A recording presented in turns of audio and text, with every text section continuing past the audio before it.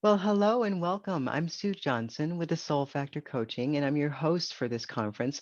We have been having so much fun. We've basically got a powerhouse of successful business women, entrepreneurs here that are going to be and have been sharing their expertise and their wisdom and their top tips and strategies so that you can rock your business in 2021. So I'm super excited to introduce my next guest. Kate Colbert. She's an accomplished author, speaker, marketer, researcher, communications consultant, and actually best known for helping organizations go beyond creative hunches and really achieve data-driven differentiation, inspired by real customer insights. So Kate is the author of the acclaimed book, Think Like a Marketer: How a Shift in Mindset Can Change Everything for Your Business.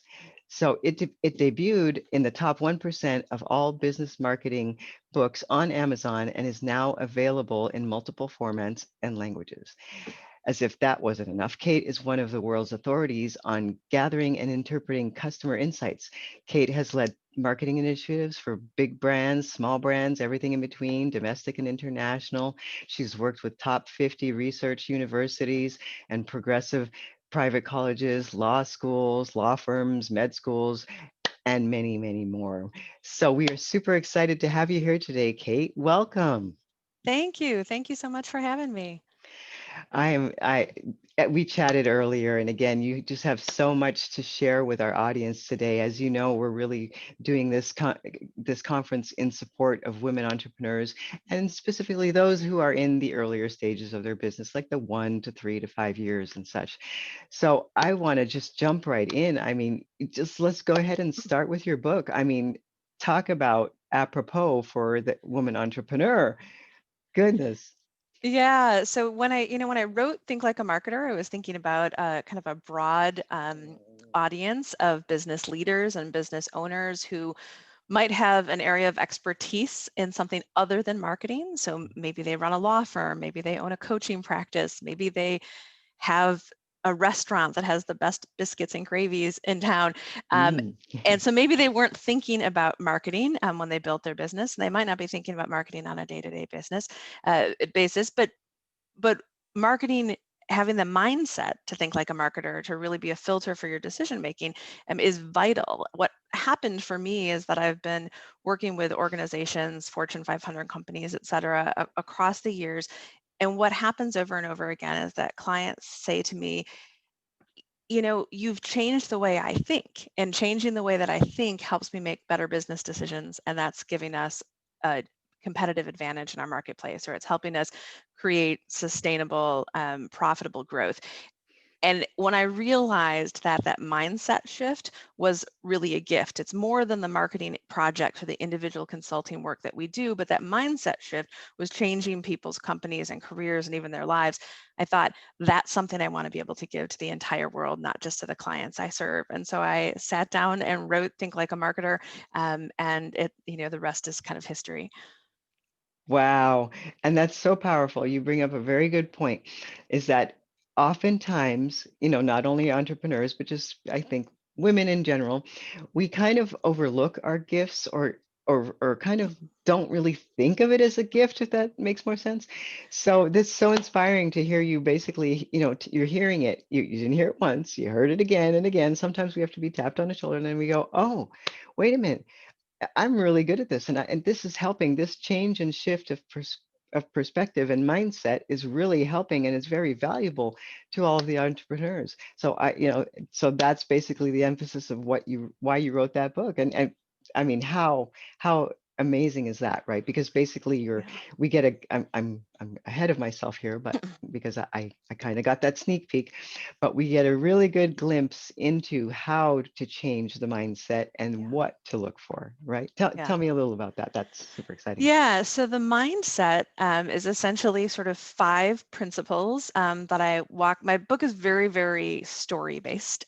So I'm pleased to hear over and over that people say, "Oh, reading your book is like having a conversation with you," and there's fun stories, and I talk about brands and businesses and organizations that airlines you've traveled on, stores you've shopped in.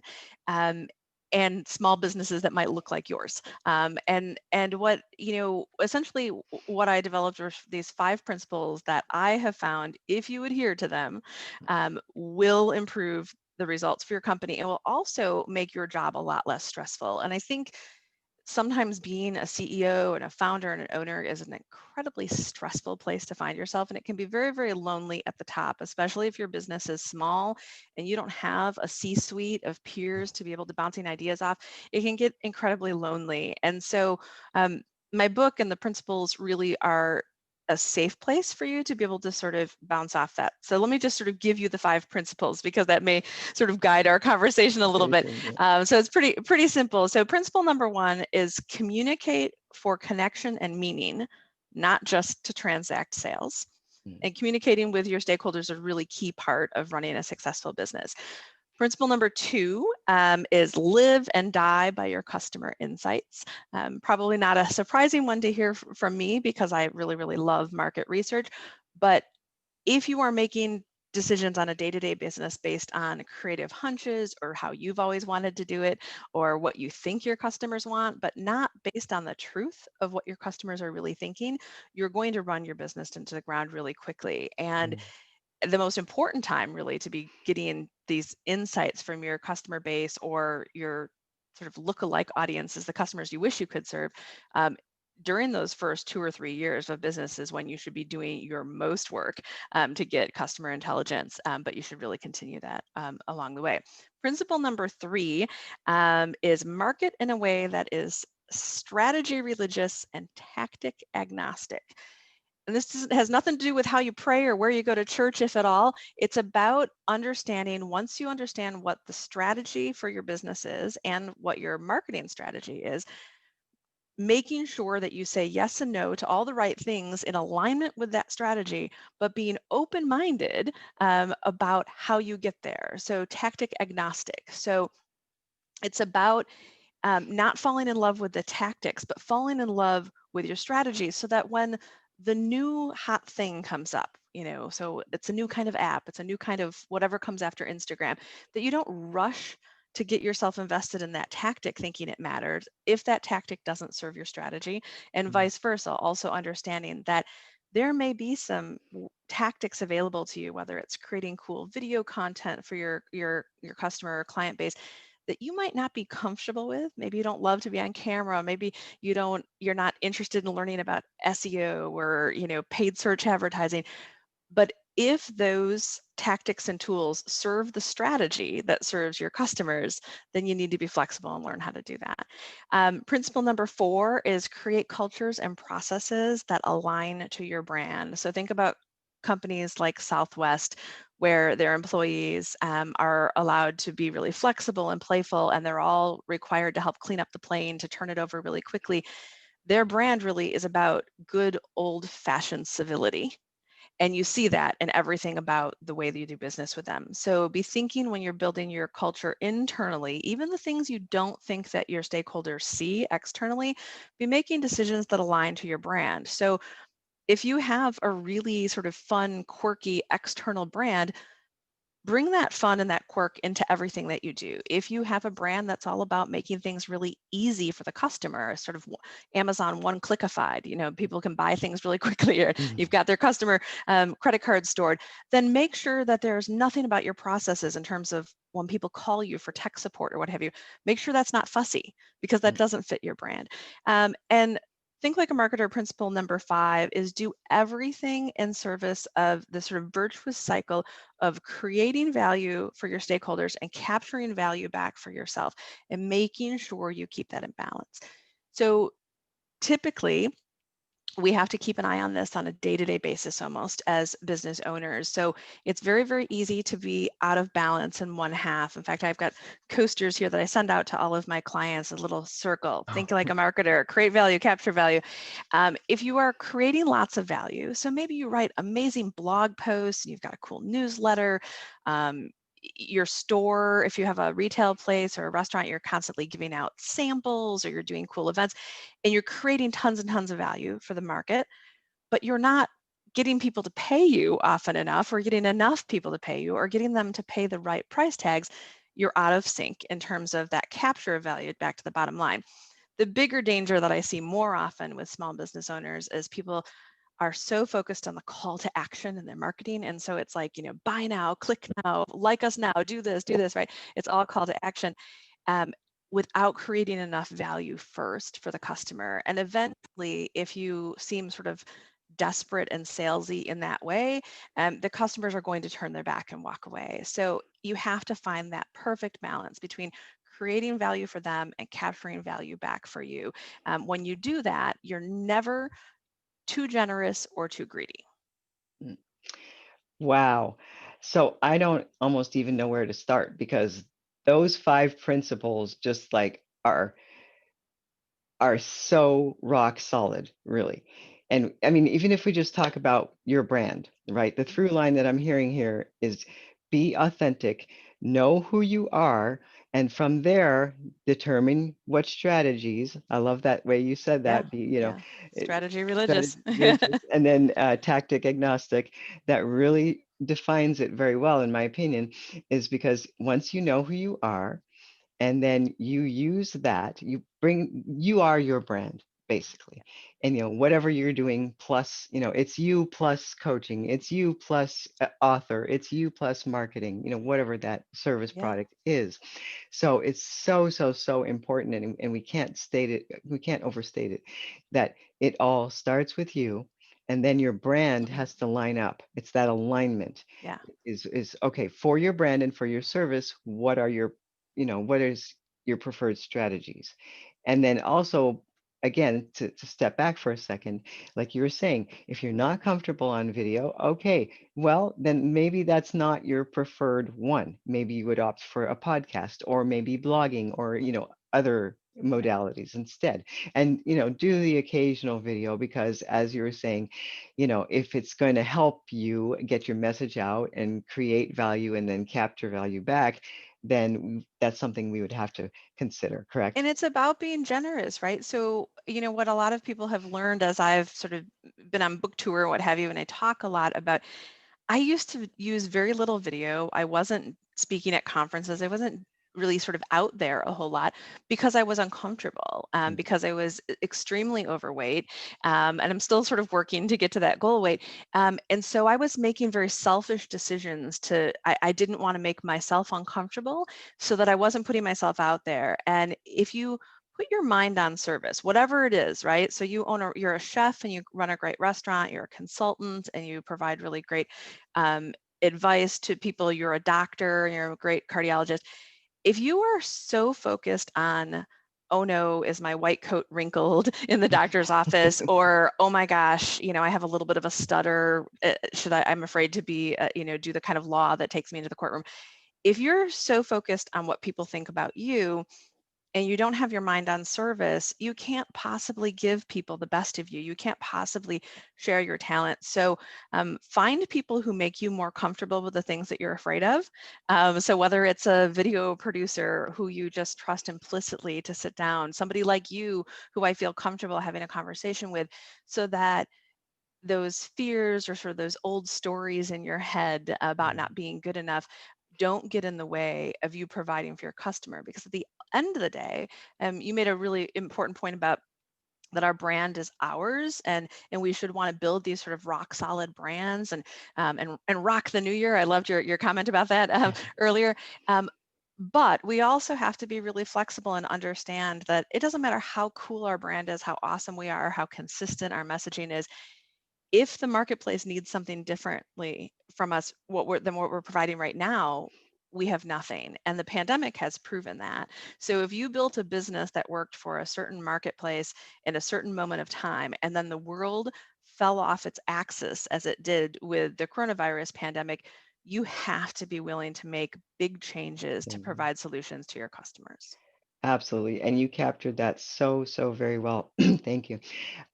I was thinking when you were saying that, what's coming to mind is, and someone told me this, it's been quite a while, but I remember that, is that, what, your business is not about you. And I kind of did the, huh? Yeah, What do you mean? yeah. And she's like, yeah, your business is not about you. if you're going to really serve your customer and really be in service of, as you were saying earlier, and just really give them the best value for what they need, you need to get yourself out of the way. Really, like exactly what you were saying Yeah, earlier. So if that, yeah, and sometimes that does mean getting out of your comfort zone. And sometimes yeah, that means finding maybe a workaround. Maybe, okay, yeah, if you do need to kind of baby step it a little, that's totally fine. But right. understand that, you're working up to that. And really the goal is to serve the customer. And you know what? The customer isn't going to look, they're not going to see a wrinkle anywhere. They're Yeah, listening to you for this exactly. value, the service. What are you helping them with? So Right, exactly. If excellent, you're Ramona. solving their problems, they don't care if your shoes match. They don't care. And you're absolutely right. The customer does own your brand, which is why I'm constantly talking about market research. So what your customer thought about your brand a year ago might not be true now, right? So the world moves in a really quick pace. Your competitors are maybe delivering products or services differently in a new way that's threatening your business. And so now you need to understand, right? So there was a time when people bought things online and they expected to pay a lot of money for the shipping, $8, $10, $15. And they certainly didn't expect you could order a couch and have it delivered, right? Big stuff, Exactly. heavy stuff couldn't be delivered, right? And then came Amazon with Prime and free shipping, right? Now, the number one determinant about whether or not somebody will buy a product from your website or somebody else's is whether or not one of you offers free shipping. Mm. So the world changes, and when the world changes, you have to be willing to change with it and also be asking, does this stuff matter to your clients or your customers? Which is why we constantly do market research for ourselves and for the stakeholders that we serve, because we'll find, 5 years ago, for example, incoming college students who we've done a ton of research with, they were looking for an experience on campus. It was almost as if colleges and universities needed to be thinking about themselves like an apartment complex. Like, what's it going to be like to live here? Like, how awesome are the dorms? How cool is the workout facility?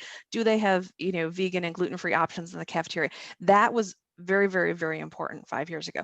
It's not that that's not important now, but in that 5 year spread, things happened to the economy, and 17, 18-year-olds and their parents who were looking for colleges started realizing, wait, a lot of kids who came out of college in '07, '08, when the economy was tanking, they couldn't get jobs.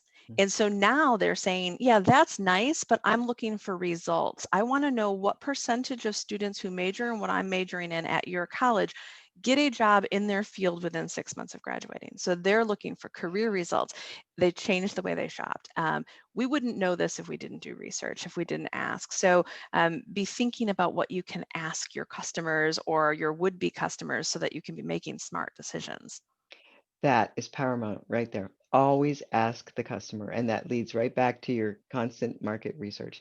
And with that, I wanted to ask you, I think you kind of touched on it, but so someone, our audience today who are, primarily entrepreneurs just starting out or in the earlier stages, what concrete example or what concrete steps rather could they take? I mean, you know, I guess as an example, if you're really just starting out, like, okay, 6-ish months. Okay, Yep. you pretty much figured out your brand, you're trying out a couple of things, you're not 100% sure, but you're on the right track. So there's probably that degree of, should I really be asking my customer? Because they expect me to know it, right? So Yeah. what would you offer to that, isn't it? So that's a really great question, right? So we want to look so polished and we want to look like we know the answers in front of our customers, especially if we are in sort of a consulting or sort of professional services space. So there are a couple of things you can do. One, customers love being asked their opinions. And so as long as you position it correctly, where you say, hey, so the product, on a scale of 1 to 10, how much is it living up to its expectations? Um, the product you bought, if you bought it in a blue color, would you prefer it if we actually offered it in purple? So start asking questions where you're not sort of downplaying the decisions they've already made to be involved with you to buy your products or to partner with you on your services, but start understanding better where you're doing well. Ask them, how are we performing on customer service? Where can we be better? And if you're afraid to ask a lot of the where can we be better questions because you're afraid of the negative feedback when you're new, you run the survey, you run the focus group, you can ask the questions you want to. If you don't have a lot of customers yet, then go ask someone else. And there's no risk when you're talking to strangers. So LinkedIn, for example, is a really great place, or Facebook is a really great place to be able to find people who look like the audience you want to serve, the customer market that you want to serve, and then ask them a few questions. So we've served up surveys for clients that we promoted on places like Instagram and Facebook and Twitter, and I had thousands of responses. And you don't have to spend a lot of money. So I know that the folks participating in this conference might be working on shoestring budgets and have to be really careful about their investments, trying to get quick ROI. There are a couple of things to be thinking about. You can do a survey, and you can use the free version of SurveyMonkey, or you could even use, a tool like Wufoo, or even sort of Google Docs if you don't have really expensive survey sort of software. And a focus group is really, really easy to do. We live in the video conferencing Zoom world. So putting 8 to 12 people onto a Zoom conference and having sort of a smart, organized focus group facilitation guide where you're going to ask some smart questions and get them talking to each other and to you can generate some insights that can totally change your business. So don't be afraid. Market research is your friend. We ask our customers all the time and our clients that we serve, what don't you know? So we do what we call the ellipsis test. What do you wish you knew? So, and this is a great exercise anybody participating in this conference can do. Take out a blank sheet of paper and make a list of all the things you think you know about your customers that you feel pretty confident about. Now make a list of all the things you wish you knew about your customers. Um, and then think about how could you validate or confirm the things you think you know to make sure you're correct. And how could you go find the things that you wish? So create a sentence that has an ellipsis in the middle. If I only knew ... about the marketplace, we'd be able to make 200% more revenue next year. If I only knew ... about how customers really feel about our product or service, we would be able to focus just on the one best product and sort of get rid of all this other stuff that's distracting to us. What is your ellipsis? In our experience, 85% of the ellipsis, the unknown, is knowable, and it's knowable through really affordable, really quick research. We do research projects for clients who are tiny, tiny companies, solopreneurs, teams of 3 or 4 or 5 people. You can spend $2,000 on a research project and completely jettison your business in a whole new trajectory the next year based on what you learn. So don't be afraid of research. Be afraid not to do the research. I was just going to say, it sounds like it's pretty much a have to have. It's not a nice to have. Yeah, It's a have to have, especially in our ever-changing climate. And I think you brought that in so well, the ellipsis. I mean, everybody can take a piece of paper and a pen yeah, and just ask the questions. And if you're, a little bit reluctant to ask your clients directly, just have I would even suggest, like, have it put on Zoom, call one of your friends and say, listen, let's role play, let's, yeah. and then, because you get tired of, it's going to sound silly, but you get tired of thinking in your own mind sometimes, right? Because You do. you only see it via your perspective. So it's very helpful, I think, to have somebody else to do that with. But Yeah, again, it can be as simple as starting with a piece of paper and write down, what do I know for sure? Now, what do I know for sure means they are this person. They do this, and this is their service. Like, very succinct. We got to take right. the They're willing to emotion. pay this amount I'm charging. But Right. what you don't know is, are they willing to pay More. 1.5 times that? Right, Right. And exactly. Yeah, and are they willing to do X, or are and they're willing to purchase my service, X service, yeah, but are they yeah. willing to do this, or would they need this? Or, even like you're saying, basically put the customer hat on and think like the customer. What Right. would you need, right? Right. Or as I would say, think like a marketer, Sue. Market. But but no, I love what you were saying about, call up a friend. So one of the best, easiest ways to do research is just to interview someone.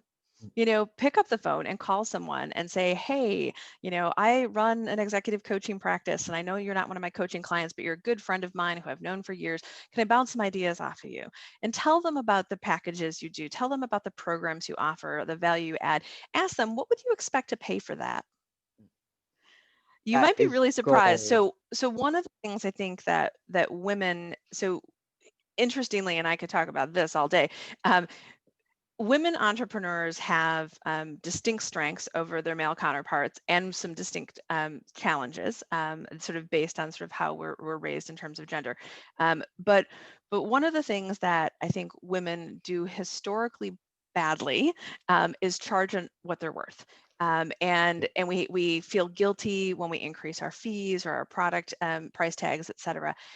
But when we do research, 9 times out of 10, regardless of industry and regardless of whether we're talking about pricing for products or services, we almost always find that the customer, sometimes it requires tweaking the product a little bit to add a little bit more value, but we almost always find out that the customer is willing to pay significantly more than the price tag you've put on it in the past.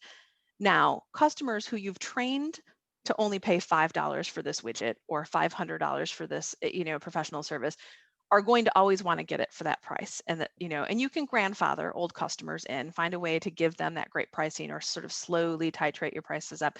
But for new customers who've never done business with you, why in the world would you be charging them $85 an hour for consulting that they'd be willing to pay $250 for, or charging them $3 for a product that has $25 worth of value to them? So monetization, and really sort of mastering that's how we all retire early. That's how we all get a yacht and a private island and all that stuff, right?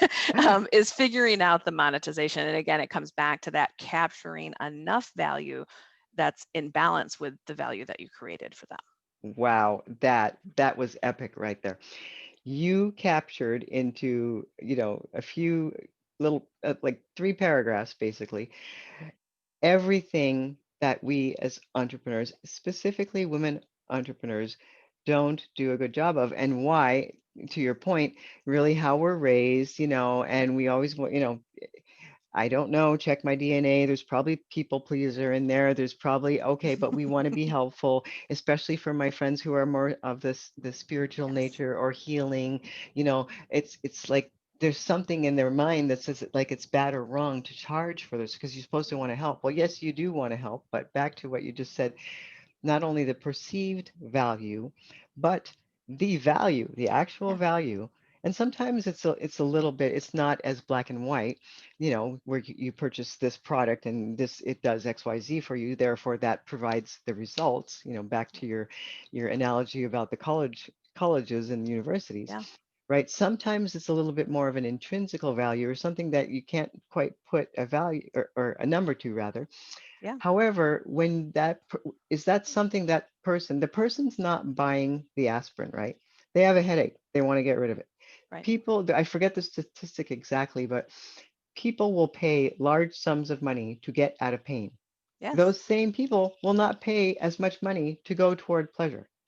And I don't Right. know No, that's why, actually but that's a really great point. And so, I mean, I have a chronic health condition, and my specialist, who's one of the only specialists in the world who specializes in this rare disease that I have, she's $800 for a doctor's appointment, and she doesn't bill insurance, and you have to pay cash up front when you make the appointment, right? And she's worth every penny. But you're absolutely right. Is this so for women? I think when women entrepreneurs in general, we have, I would say, our Achilles heel is this concept of deference, and Mhm. to your point, the desire to please. So we get that create, capture, value sort of cycle out of balance, and then we're trying so hard to give people what they want, but we're not getting back what we want. You know, And so it's really important for us to be thinking about that. We have a tendency to do a lot of pro bono service, to speak for free, to be really great at sampling. So we mm, let people sort of, 45-minute free consultation or all these things. And those are great. I mean, I have an entire chapter on sampling in my book. I'm a huge proponent of sampling. But if you read my book, you'll know that I follow that on with a chapter that says monetize that stuff, right? So don't give it all away. And it's understanding how to monetize your services and your products appropriately, but still be generous where you can. And also understand, this comes back to sort of talking to your customers. I have this piece of hair that's in my face. and, um, that and drives me nuts. And don't you love you're like, that? oh You're my like, goodness. this little tickle. Um, Everyone on the conference can relate, I'm sure. Oh, Um, for sure. so so it's really sort of understanding. is there a problem that my customers are seeking a solution to that I could actually give to them for sort of no skin off my back? So a really great example of that is in addition to the consulting practice I own a book publishing company. And I realized at one point that being able to have relationships with all of the other authors is of value to the authors. Mm. So we created an online forum where the authors are giving each other advice about sort of how they promote their books and how they do their book signing events and what they're doing to promote their books at the holidays, and they help write endorsements for each other's books and they promote each other's books, and right, it was, it was like a 30-minute venture for me to build a Facebook group, send out an email, invite them in. And now I spend, maybe 15 minutes a week managing content there.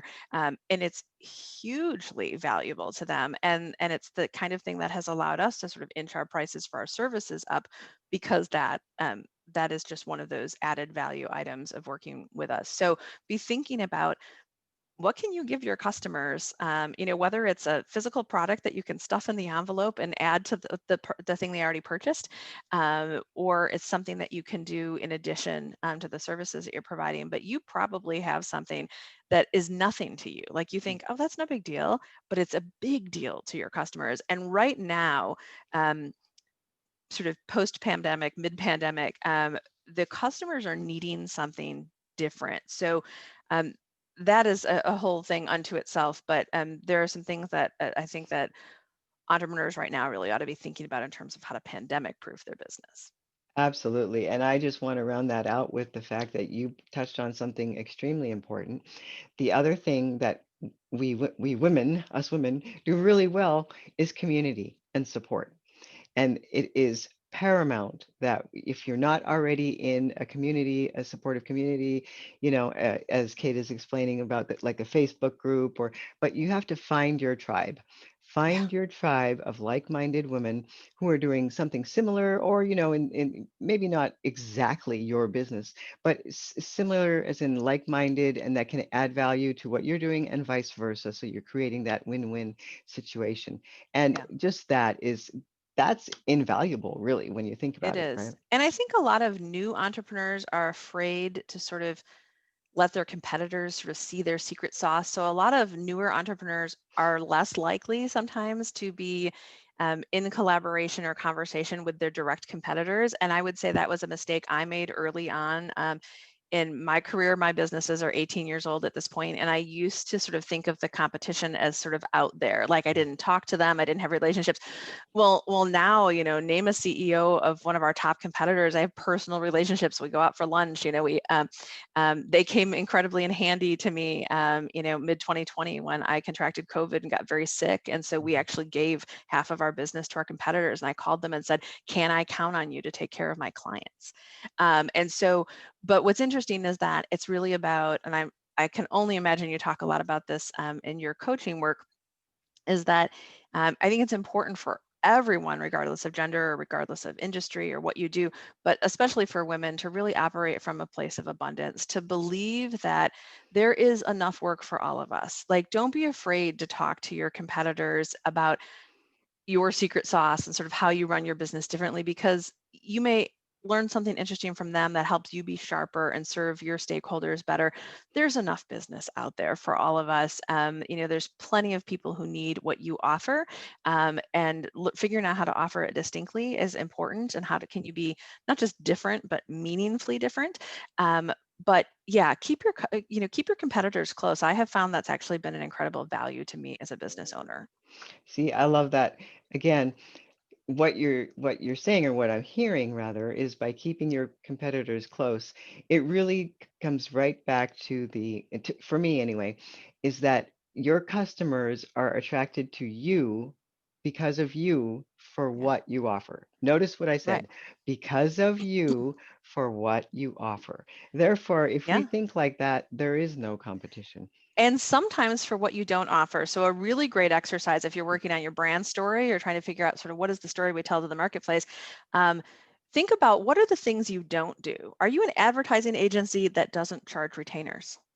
Are you a bedding and mattress store that doesn't have salespeople, like Hasseless Mattress, right? Like you Mhm. come in and the store is empty and it's just you, right? You can buy on it.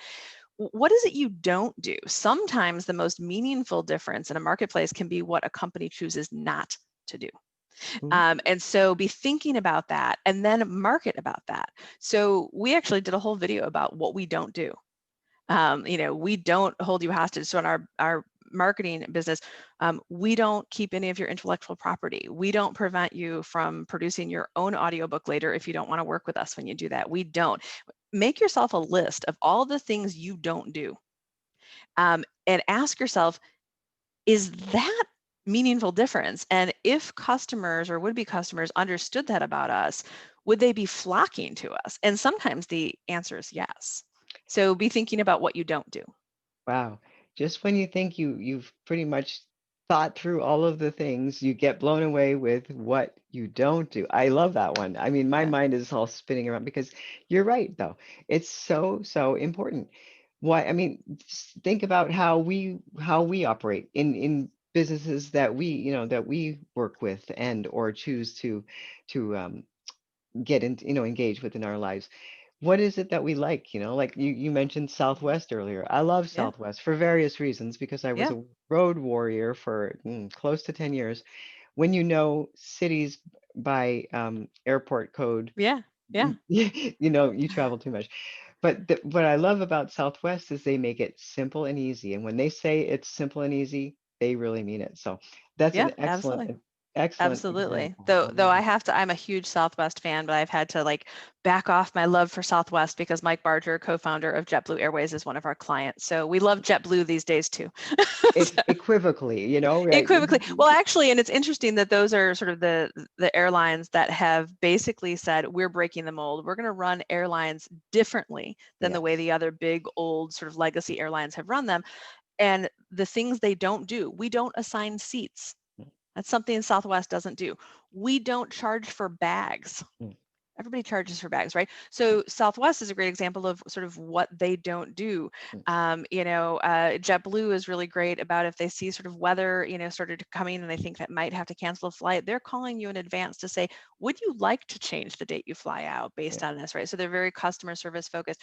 So those sort of differentiators can really sort of make or break you. And you can be small and very, very mighty. And I think that's important for people who are starting their businesses or thinking you have to have a lot of money in the bank or have a lot of money to start a company. A lot of us started companies with, a few $1,000s, Yeah. so it doesn't take a whole lot of capital to build a lot of different kinds of businesses.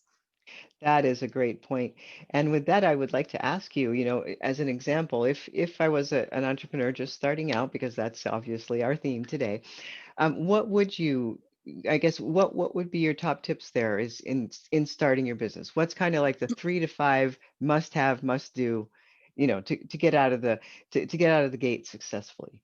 Yeah, so I think number one is you have to be really clear about what your story is. So sit down and write out your brand story, and what do we do, for whom, why, what problems do we solve, how do we do it differently than other solutions that are available in the marketplace, and why do people love to be involved with you? And then how do you boil that down from a couple paragraphs to one sentence to 6 words that would fit onto a billboard? How does that sort of boil down to a promise, and what do you promise? So make a list of brand promises. What are you willing to promise the people you serve? um, if you go into owning a business really clear on who you are and what you stand for and what you want to deliver, but also being flexible as you go forward, that's really key. I have companies come to me at the startup phase all the time and they say, here's the name of my company, and here's our tagline. And then they tell me what they do and who they want to serve. And I have to say to them, I'm really sorry that you spent some money on trademarking that name and buying the domain name and what have you. That is the wrong name.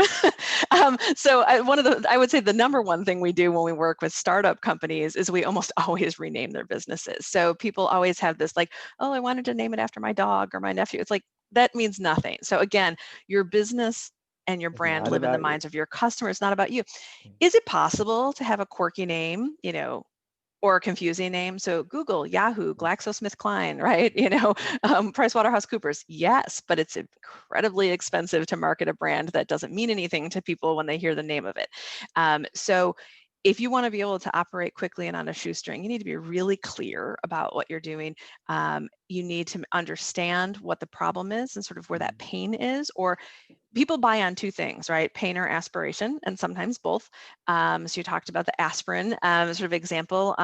So people, do they want to get away on really great vacations, or sort of, right now people really do because they've been Mhm. trapped at home for a year because of the pandemic.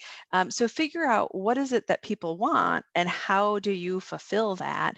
And often it is really about sort of taking away fear. So if you're a consultant that works in the HR space, there are a million things you might do really well. You help them with recruiting, you help OSHA standards, whatever. But what people might be most worried about is that they don't know what they don't know, and that they're going to get nailed by some sort of federal agency, or that they're going to get in trouble, or they're going to get sued. And so if you can say, hey, I can help you prevent that and help try to protect you against that scary stuff so that you can just focus on running your business and doing what you do well, suddenly you've got their attention. But if you say, are you looking to hire a great HR consultant? Businesses are going to say, no, we're good. Yeah. So be figuring out what it is that if you were, so ask yourself, that's a great exercise too. So take out a blank sheet of paper and ask yourself, if I was hiring someone who does what my company does, what do I want? What do I care about? What would turn me off really quickly? What would catch my attention? What would make me click? What would make me buy? Um, the really sad news is if you do that exercise, many, many, many business owners are running businesses that have processes or cultures or price tags or product lines or service lines that are out of alignment with what they would want if they were the customer. Oh my goodness. So I know, and it's horrible, right? So don't keep doing and producing and offering what you've always done because it's what you know how to do. Make sure it aligns to what people are looking for, and make sure that it really, really stands up to your own standard too. About, if you're an executive coach, and you also have a coach, right? Most coaches have a coach. Mhm. Um, what are you looking for in your coach? Mm. Do you provide that to your clients? What are you looking for if you're an attorney who sometimes has to collaborate with other attorneys? What are you looking for in a great attorney? Do you Mm. provide that to your clients? So be thinking about how to live up to the standard that you would demand if you were the customer, and what that might look like. But I would say a great brand story, the right name, and then you have to have some amount of polish or presence. It doesn't mean a big, fancy, expensive website. In fact, I had a really cruddy website for many, many years, and need to refresh them now too. But I actually had somebody say to me, it was my executive coach, she's like, Kate, I just like talked you up to this potential client for you. And then I looked at your website and it sucks. Like, it doesn't reflect you at all. And I was gut punched, and I looked at Mm. it and I thought, she's right. She was absolutely right. So you know what I did that day? I went and I redirected silvertreecommunications.com off of my existing website. I built a Facebook page for the company and directed it to the Facebook page, because a very simple, clean page with very little information, but it's just a brand story, a way to contact us, and some good artwork was actually serving me better. So again, that's also an important thing to be thinking about. You don't exist as a business without a cash register. So people have to be able to give you money somewhere. Are you driving them to the place that converts the sales best? So if Mm. you're doing postcards, you're telling people, learn more at blah blah blah.com, and you're sending them to a crappy website, Yeah. then send them somewhere else. Then just send them to, send them. I talked to somebody yesterday and he's like, oh, listen, he's like, I sometimes don't even have marketing materials. I just will send something out. I literally send people a PayPal link and say, I'm offering this new program. Here's what it costs. He's like, and if they'll click on the link and pay for it, then I know it's something worthwhile. So don't be afraid to be sort of nimble and fast, but you do want to be respectable. Mm. You don't have to be big, Right. but you have to be professional. So you can be a solopreneur, you can be a rock star at what you do. You don't need a million employees, you don't need a fancy building, but maybe have a good name that makes sense, or just operate under your own name, and have one thing. And that's the other thing I would say right now, especially with the pandemic. Everyone is buying bite-sized products right now. People want littler things. So if you have a brilliant book you wrote, but each chapter sort of stands really well on its own, make sure you also sell it on Kindle as 12.99 individual mini books as the chapters instead of just the whole book. I heard a story yesterday about a gentleman who owned a restaurant that had to shut down for like 45 days because of the pandemic. When they opened back up, he thought, how in the world will we do this? Like our overhead costs, the food, what if people don't come back? We're throwing away all this food every day. So he offered two products, burritos, and pork burritos with green sauce. So essentially one product with or without the green sauce, and said, we're thrilled to be open, curbside service, come back. And their menu was a menu essentially of one product.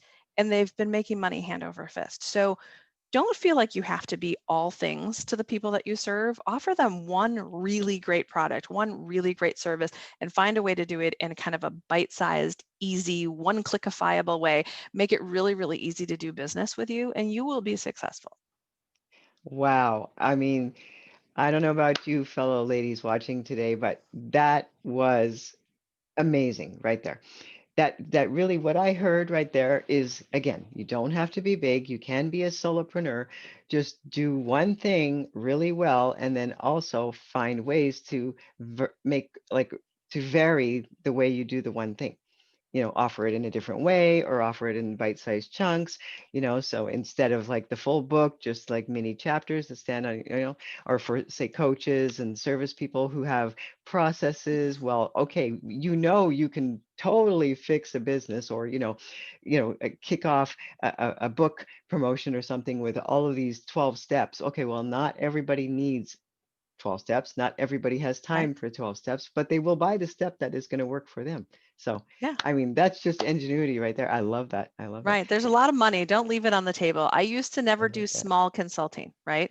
I would never talk to somebody if they just needed, so they maybe they wanted to do market research on their own. They wanted an hour of my advice, or they wanted to self-publish a book and they wanted an hour of my advice.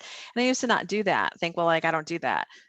Why would I not do that? All I have to do is turn on the phone, answer their questions, share my professional insights with them, send them an invoice for the hour and carry on with my day. I mean, you're in, you're out, and you're on with your life. You have made their life better for what they consider an affordable fee. And maybe you brought in an extra couple $100 today. And if you did that with an extra hour every day, Mm. that becomes a lot of money over time. So limited engagement consulting is what I call that, but also sort of, if you sell products or you own some sort of storefront, think about the folks who are really experts at the things they put at the cash register, those sort of impulse buys. You can make a lot of money selling people candy bars when they came in for something else. So be thinking about what are those easy to offer, easy to add things to the products or services that you offer now, the sort of like add-on services or add-on products that would be so simple to add to your business model that might be very, very valuable to your customers and that might really, really bring in a flood of revenue for you. Give it a shot. Try it. I mean, what have you got to lose? Wow, I'm about to nominate you as queen of monetization right here today. I mean, this has been fabulous. And I I want you all really, to be rich. That's what I yes. want. I want you So, all to be comfortable and happy and be able to afford, because I don't care how awesome you are as an entrepreneur and how good you are at what you do. You are more than your job. Even if your job is your passion, you're more than your job. You have, a body that you might like to take hiking. You have children or a spouse or friends and family and a house you love to decorate or whatever it is. You have to be able to find time for that. Burnout among entrepreneurs is just a huge, huge problem and a huge crisis, and one I've really tackled on my own. And if you figure out how to be more nimble and do the right things at the right time for the right customers for the right price tag, you don't have to kill yourself. You don't have to work yourself to death. You could actually retire mm. a lot earlier than you thought.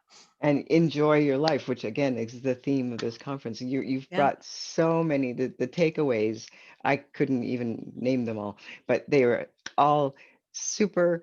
First, number one, simple to implement, simple to do, very cost effective. I mean, pretty much free in most cases, Yeah. and just really things that are going to support you and your customers. Again, creating that win-win. So geez, Kate, this has been absolutely fabulous. And I know that you have, I guess I can let the cat out of the bag again. I'm kind of good at doing that today. So I know you have a little free gift for our audience today. So would you like to tell us about that? Yeah, absolutely. So I know that there might be people at the conference who've already read my book, but I'm guessing most of you haven't yet. So I thought it would be fun for you to sort of get a sneak peek of it, and for me to put my money where my mouth is in terms of sampling strategy. So I'm going to give you a big hunk sample of the book. I'm giving you chapters 9 and 10. So chapter 9 is called Be Known and Be Seen, a new kind of networking. And chapter 10 is called Toot Your Own Horn. Um, Women entrepreneurs, and specifically talked about that deference or that eagerness to please or that desire to sort of not be too boisterous or too loud. We sometimes suffer as women leaders in our ability to be able to toot our own horns, to really sort of know how to earn referrals, get new customers, sort of put sort of the rubber to the road. Those chapters are the most popular chapters of my book. I hear about them all the time. There's a section in there called 5 Clues That Awful Conference You Attended Was Your Own Fault. It's a very sort of snarky part of the book. I'm sort of making fun of you, sort of go with me because you're going to see yourself in it, because I saw myself in it. So yes, we are offering a download of that to all of the conference participants to have those 2 chapters for free. That is so awesome. Thank you so much. And I love that because I did start reading the book. And okay, from a recovering, professional corporate environment person is what I'll say, is what I will capture that as. I mean, I was cracking up because I have read so much dry material that I didn't, I just had to because there's no way you needed that information. And your book is so engaging. I love the way you tell it in a story. It's Thank you. very relatable, easy, and easy to implement, easy to understand and easy to implement. And I think also it does a really great service for everybody because as entrepreneurs, we are trying to always juggle many, many things and be the best at this and, don't forget about that.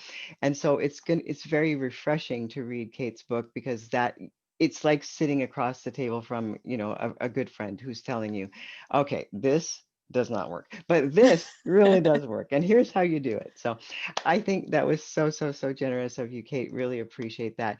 And I've absolutely enjoyed our time today. So Thank you so I much. can't thank you enough. And we will be placing the links, obviously, in the sign up, the registration page that you signed up to get into the conference. The links to Kate's free gift will be there, of course, and we'll also be placing it in the comments below the video. So there's no excuse. It'll be easily, readily available for you. And, we're coming into the Christmas season, so I think, holidays and everything, we probably have a little bit more time, I hope, on our hands. And I guess one last thing I would ask if, what's your top advice for the pandemic proofing your business? I mean, we're going into 2021 now. What do we do? Yeah. So I would say bite size, to figure out how to make your products and services available in sort of different or sort of smaller or bite-sized ways to be able to let people experience and be helped by you in different ways. And then shift your mindset. So don't just think like a marketer, but think like a customer. So be asking yourself not just what pain, maybe you've had to lay off a lot of staff, maybe things have been really tough for you. Be thinking about what sort of pain are your customers or your would-be customers going through, and how can you address that. So there are so many lessons, and maybe it's been a rough year. Maybe you've lost a lot of money. Maybe your business had to close its doors for a while. Don't waste the crisis. What have you learned? Ask yourself, write it down. What did I learn from this crisis about myself, about the marketplace, about what works, what doesn't, and how am I going to be better next year because of that? I would also say, be generous. So I know I've talked a lot about make sure you monetize it, make sure you make money back. But this is also a wonderful time to be incredibly generous. I live just north of the Illinois border along a beautiful sort of set of towns called the North Shore in Chicago. And there's a town called Lake Forest, a very affluent community. They have a pizza place there. And when the pandemic hit and everybody had to close all their dining rooms, um, shops like frozen yogurt places, they don't deliver. They've never had a process for delivering. And you know what that pizza place did? They went to all their competitors in Lake Forest, Illinois, and said, would you like to use our delivery staff and our delivery vehicles? We could start delivering everything And so suddenly there was an opportunity for all these small restaurants who compete with each other sometimes, um, to start all using the same staff to keep them employed and the same vehicles.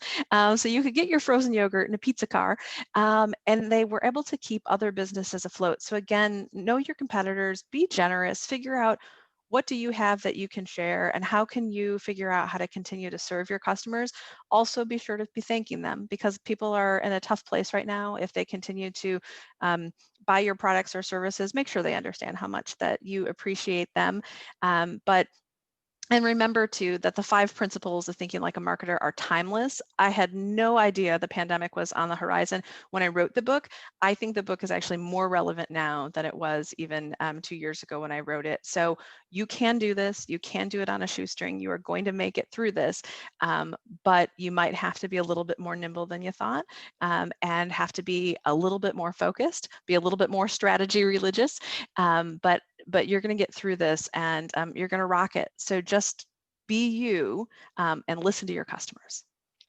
Excellent, excellent. I think you wrapped that up very, very well. And again, what I heard throughout this whole conversation really is when you create a win-win for you and the customer, and you and your competitors, and you and your colleagues, it always brings success right there. So again, thank you, Kate, Sure so does. much. I can't thank you enough. It has just been an absolute pleasure.